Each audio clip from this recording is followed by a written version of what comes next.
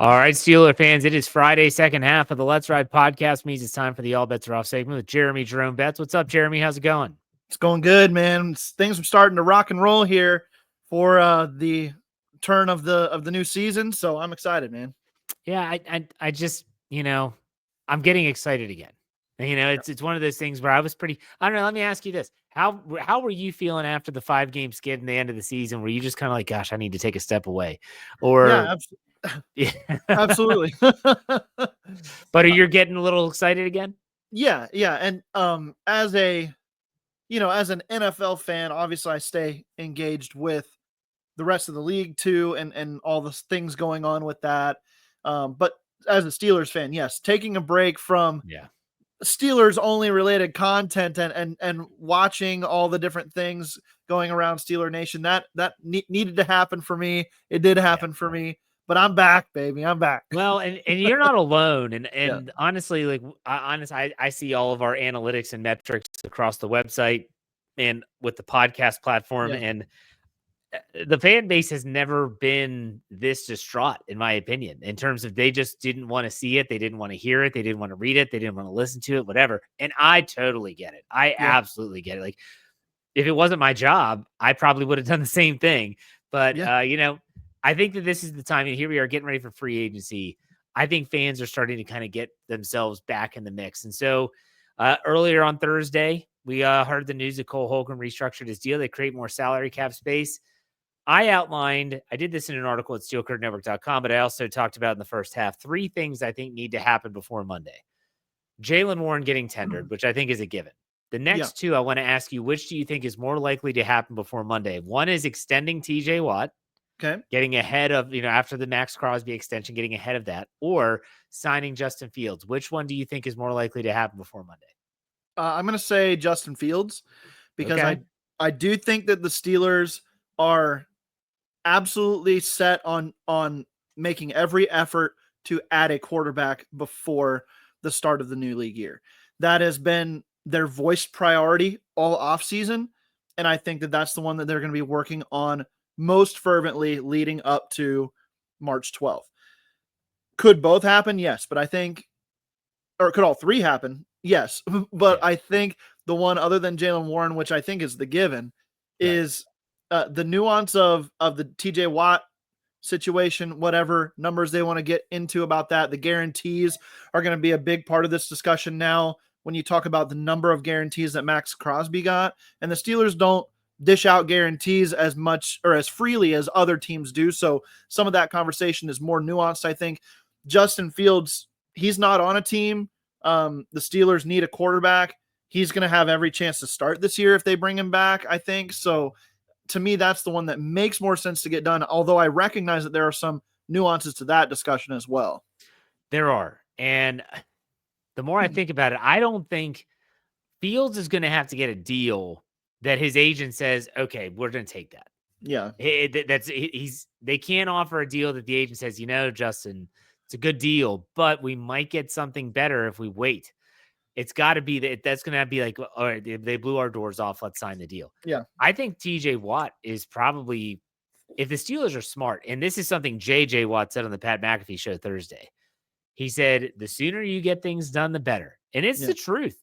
If they would have signed him to an extension before last season, that probably would have been the best case scenario. You would have gotten out ahead of all these contracts, because every contract that's signed, eventually in hindsight, you look at it and say, wow, that was kind of a steal of a deal, because everything just escalates. I remember when Kirk Cousins got $80 million guaranteed and people freaked out. Or no, it wasn't even 80. I think it was like 60. Everyone's like, oh my gosh, he got a guaranteed contract. Now you look at what Deshaun Watson got, and it's like, well, that was nothing. Like, that was literally piddling. So it'll be interesting, but do you think the Steelers are going to try and negotiate with TJ as like, hey, man, here you are, you're already over 30, or do you think they're going to have to try and utilize this deal that was done by the Raiders, which was a crazy deal, in my opinion, for Max Crosby? How do you think that negotiation is going to go? Well, I do think that TJ has a good argument to say that the production decrease last year had a lot more to do with the Steelers coaches being unwilling to move him around. He said as much basically in interviews that he does not want to be schemed out anymore. He wants to have the freedom to, make plays and move around the formation a little bit more like some of the other more impact players do, like Max Crosby is allowed to do, moving sides and things like that. So I think he's got an argument to say, I was healthy last year. I wasn't put in a great spot, honestly, to be able to make as many plays, but I've got plenty left in the tank. He was on track for Defensive Player of the Year through the first half of the season, and then things just kind of didn't materialize. Teams kind of figured things out, how the Steelers were scheming him up, and it didn't work out the rest of the year. So I think that he's got plenty of leg to stand on to ask for the highest defensive player money again, and I think that he'll get that in the end. The guarantees are a little bit of a tricky spot, but if the Steelers are smart, then they'll try to push some of those into the future because the cap's just going to keep going up, and that'll help them out for this year. So if TJ and Pittsburgh can kind of say, okay, let's help each other out here. We're going to give you a lot of money, but let's backload this a little bit so that we can help our team right now. Maybe TJ would be willing to say, okay, that's fine with me. Let's build a contender though. Let's get a real team here so we can go try to win a Super Bowl while I'm still in my prime. Yeah, it's going to be a delicate process, and we'll see. I mean, remember the last time that they had negotiations with Watt? It took TJ going into the office and saying, "I'm signing the deal. Let's just get this over with." That was before they went to Buffalo in Week 1 and won that game. Let's hope that doesn't happen again in terms of just dragging on, but we'll see. We will see. I do want to talk with you. Something we're going to do every single week. The Pittsburgh Steelers have started hosting their pre-draft visits. I want to say 30, but there could be more than 30. And I talked about that in the first half, how there's that radius around Pittsburgh, where some schools, West Virginia University, Penn State, Pitt, obviously, they all fall within that radius. So anyone from that school doesn't even count. But they hosted 3 players who were official visits. We have rumored of one, a wide receiver from Iowa State. I want you to break down some of these players because you're going to be writing the articles for SteelCurtainNetwork.com. So the 3 players, quarterback, offensive lineman, defensive lineman. So what do you got? Who came in to see the Steelers this past day? So the ones we know sourced from the Steelers reporters, those are the 3 that we wrote about on Thursday. And let's start with the quarterback. He's probably the most intriguing prospect in the draft based on his experience. This is a 7th year senior in college, which is absolutely insane, right? And that's mostly because 3 years in a row, he missed major time because of injury. 2021, 2022, and 2023, he missed the majority of those seasons with knee injuries, I believe that was the biggest culprit for those seasons. So he just kind of kept pushing back his eligibility and played eventually his 4 years as a starter in his 7th season and looked the best he ever did in this last season. So lots of improvement over this last year. Live arm, big physical quarterback that fits the mold of an NFL quarterback. And I think just the ability for him to read the field, to manipulate defenders with his eyes, to get a sense and vision of the offense and go through progressions, that's probably his biggest strength outside of this sheer arm talent. There's a lot of evaluators that have him as their 2nd or 3rd best quarterback in this draft class, just based on the arm talent and what you see from him on tape. I'm not quite that high on him, but I think this is a very intriguing one for like a 3rd or 4th round grab for the Steelers. If he's still there at that point, that makes a lot of sense to bring him in and see what you can do. The defensive tackle from Ole Miss. Hold on. Go ahead. You pronounce his name. This is the Louisville quarterback. Is it Tyler Shuck? Shuck, yes. Shuck. It's spelled Shough, but it's pronounced shuck, like you're shucking corn, like an ear of corn. Correct. Right? Correct. Okay. Just want to make sure I got that right. Let's go to the next defensive lineman from Ole Miss. Yeah, the defensive tackle from Ole Miss. This is the one, Jeff, where I don't know how to pronounce his name. So I'm just saying JJ Pegas. So I don't know. That's probably way wrong, but JJ Pegas is what I'm calling it. Okay. I think Brian Batko put something out there. I'll find it. Okay. Yeah, do that because I didn't see that yet. But anyway, he's kind of he's not a super heavy like nose tackle type. He's more of a run stuffing 3 tech, right? Where he's going to play a little bit further out. He's going to play some 3-4 defensive end kind of.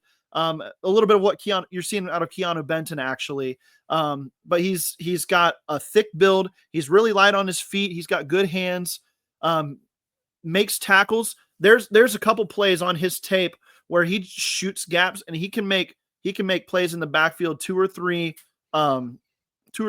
slots over in the defensive hole than where he's actually playing. So really quick, if he out leverages a defender with quickness, it's over, or an offensive blocker with quickness, it's over for them. He can get pushed around a little bit if he does not get ahead with his quickness. So some of that will need to be worked out from technique, but he's a day 2 prospect. He's the kind of guy where if the Steelers were to go wide receiver in round 1, running back in round 2, he might be a guy you can get on in round 3, or maybe you have to pick him up in round 2 and then go get your running back in round 3. Whatever the plan is, he would kind of be that second wave of defensive tackles that you would address in this draft class.